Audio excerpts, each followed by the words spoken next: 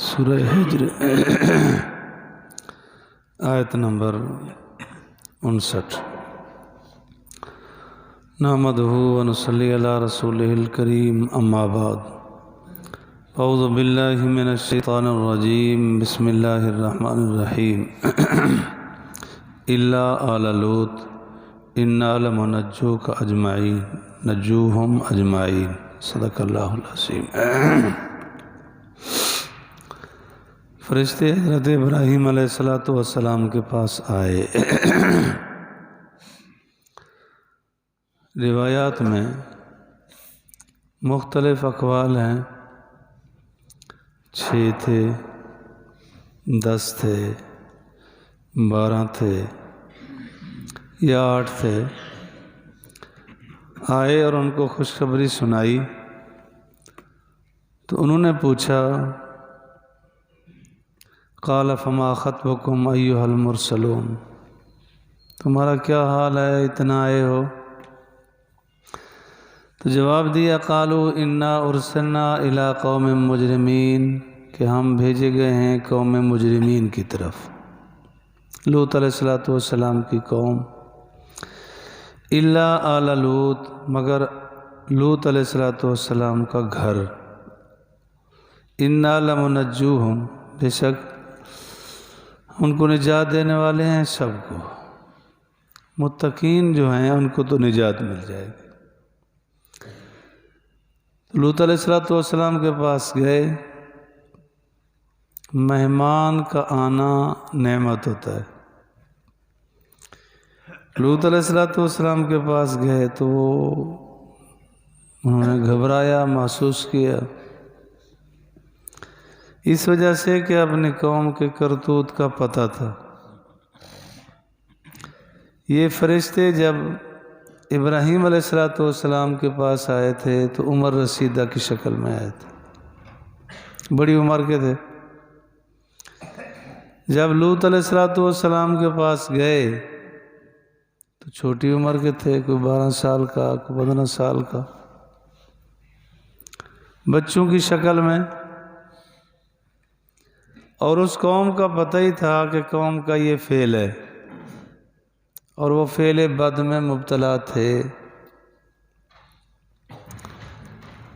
لوط علیہ السلام کی جو بیوی تھی وہ مسلمان نہیں تھی، وائلہ نام تھا۔ الا امرأتہ قدرناہا، مگر اس کی بیوی کہ اس کے لیے مقدر ہو گیا کہ بے شک وہ پیچھے رہنے والوں میں سے۔ حکم ہوا کہ تم سارے فاسر بأہلک بقطع من اللیل، رات کے آخری حصے میں یہاں سے چلے جاؤ۔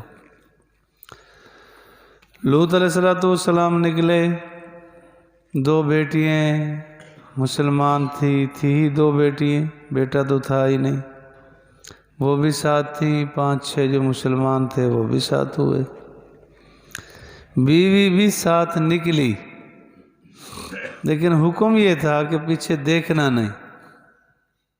وہ کچھ تک آ کے پھر پیچھے دیکھنے لگے، وہ اسی عذاب میں مبتلا ہو گئی۔ اللہ کی آزمائش ہوتی ہے۔ اللہ رب العالمین جب پکڑتے ہیں تو عبرت کا نشان بنا دیتے ہیں۔ فلما جاء آل لوط المرسلین، جب آئے لوط علیہ السلام کے گھر والوں کے پاس مرسلون بھیجے ہوئے، تو لوط علیہ السلام نے فرمایا، قال انکم قوم منکرون، فرمایا بے شک تم قوم ہو اجنبی۔ اس سے بھی آپ نے اندازہ لگایا ہوگا کہ اگر لوط علیہ السلام عالم الغیب ہوتے تو انہیں پتہ ہوتا کہ یہ وہی فرشتے ہیں جو آسمان سے آ رہے تھے، میں بھی ساتھ تھا، اور یہ وہی ہیں جو ابراہیم علیہ السلام کے پاس بیٹھے تھے، اب میرے پاس آئے۔ ان کو کوئی پتہ نہیں تھا، تب یہ سوال کر رہے۔ اور حاضر ناظر کا بھی مسئلہ حل ہو گیا کہ حاضر ہوتے تو ساتھ ہی آتے، آسمانوں میں بھی اکٹھے ہوتے، جہاں جہاں وہ فرشتے گئے وہ ساتھ ہی ہوتے۔ ایسا نہیں ہے۔ جس کو اللہ رب العالمین نے یہ وجود عطا کیا ہے نا، وہ وجود بیک وقت کئی جگہ نہیں ہو سکتا۔ اس کو حیز اور جگہ چاہیے جہاں بیٹھے، جہاں جائے۔ تو ایسا نہیں ہوتا کہ بیک وقت کئی جگہ ہو سکے۔ آپ اندازہ لگا لیں کہ اگر ایسا نظریہ رکھا جائے تو کیا خیال ہے، معراج کا انکار کرنا پڑے گا کہ حضور علیہ الصلوۃ والسلام اگر پہلے سے ہی بیت المقدس میں تھے، آسمانوں میں تھے، جنت میں تھے، تو پھر جانے کا کیا ہے؟ ہجرت کا انکار کرنا پڑے گا کہ مکہ چھوڑ کے مدینہ گئے، اگر پہلے ہی مدینے میں تھے تو پھر آنے جانے کا کیا مان؟ 27 غزوات کا انکار کرنا پڑے گا جس میں آپ علیہ السلام بنفس نفیس خود تشریف لے گئے، یہاں نہیں تھے۔ جب بھی آپ تشریف لے جاتے رہے تو پیچھے اپنا نائب مقرر کر گئے کہ تم نمازیں پڑھاتے رہنا، نظام سنبھالنا۔ تو ہر جگہ حاضر ناظر نہیں ہو سکتے، عالم الغیب بھی نہیں ہو سکتے کہ اگر آپ علیہ الصلوۃ والسلام کو اطلاع ہوتی کہ میں یہ غزوے میں جو یہ 70 قراء بھیج رہا ہوں ان کو شہید کر دیا جائے گا، تو بالکل نہ بھیجتے، بالکل نہ بھیجتے۔ اور پھر وہ شہید ہو گئے، پھر پورے 30 دن مسلسل 1 مہینہ قنوت نازلہ پڑی۔ اگر علم ہوتا تو پھر، اور وہ جب صحابہ کو وہاں گھیر لیا گیا تو صحابہ بھی یہ دعا مانگ رہے تھے، اللہم اخبرنا عنا نبیک محمد صلی اللہ علیہ وسلم، اے اللہ یہ ہماری خبر حضور تک پہنچا دے۔ اگر ان کا عقیدہ ہوتا کہ حضور تو ذات ہیں، عالم الغیب ہیں، تو پھر ایسی دعا کرنے کی ضرورت نہیں تھی۔ تو حضور علیہ الصلوۃ والسلام سمیت سارے انبیاء ہر جگہ حاضر ناظر بھی نہیں ہوتے، عالم الغیب بھی نہیں ہوتے۔ عالم الغیب ہونا صرف اللہ کی صفت ہے۔ عالم الغیب ہونا اسے کہتے ہیں کہ زمانہ ماضی، حال اور استقبال تینوں زمانوں کا علم بغیر کسی آلے اور ذریعے کے حاصل ہو، آلات کے ذریعے بھی نہ۔ اطلاع علی الغیب وہ بے شمار ہے انبیاء پر، سب سے زیادہ حضور علیہ الصلوۃ والسلام پر۔